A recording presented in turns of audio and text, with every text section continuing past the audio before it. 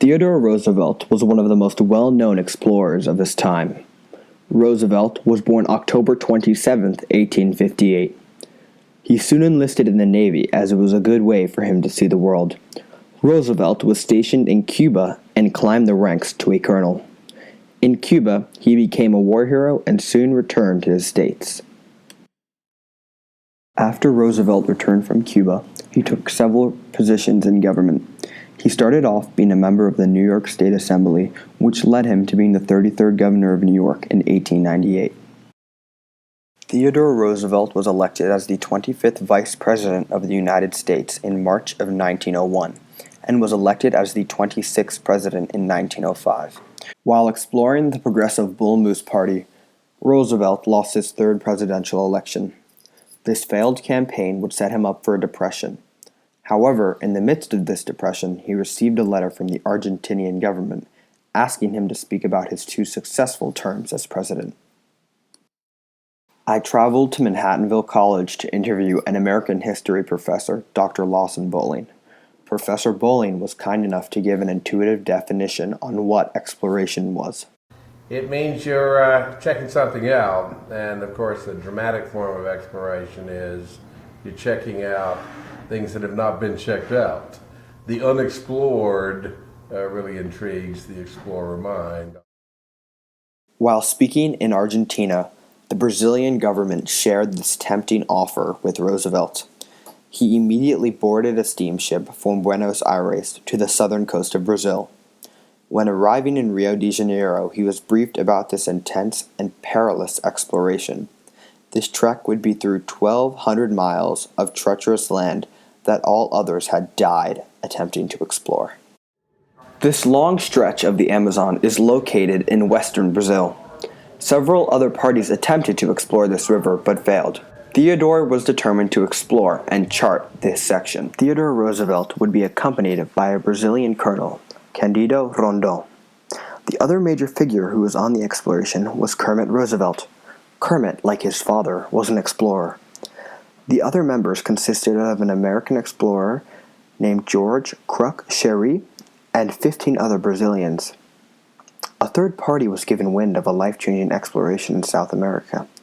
The third party was the National History Museum in New York, and they would decide to sponsor this exploration.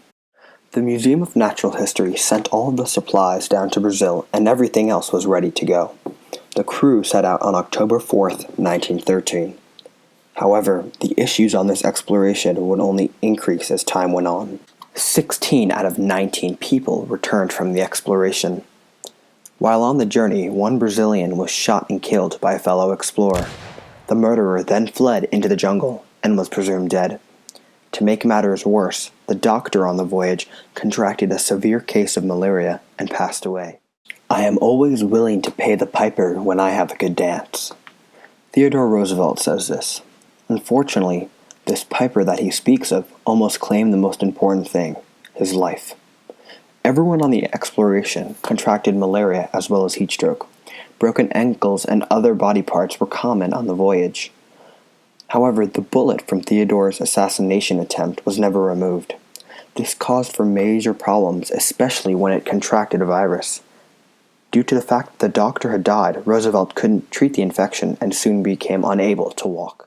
In addition, during the trip they took 160 mules with them.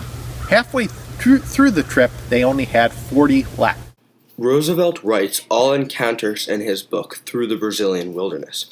That included all of the problems they encountered on the exploration. The way they solved these problems was by connecting to the indigenous. After the doctor had died and Roosevelt became immobile, they reached out to a group that lived on the river.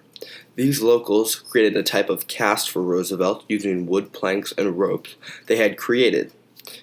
When the crew ran out of meals and didn't know what not to hunt, the same local group taught them how to fish in the fast-moving river and how to hunt in the dense jungle that surrounded the river. Without their solutions for Roosevelt's problems, all of the members of the Roosevelt-Randon scientific exploration would have perished and joined the hundreds of other explorers who died. Exploration is movement into the unknown. After the unknown has been charted, it can then be described as explored. The Roosevelt-Randon scientific exploration explored a 1,200-mile stretch of the unknown terrain. This terrain included several precipitous waterfalls that had to be navigated around. Today, the river is used for tourism that boosts local economy. Also, a portion of this land has been turned into farms for local tribes and communities. Discovery is a significant part of exploration. The exploration discovered over 2,000 new species of animals and 20 new forms of plant life. Many of these newly discovered life forms are still on display at the museum in New York City.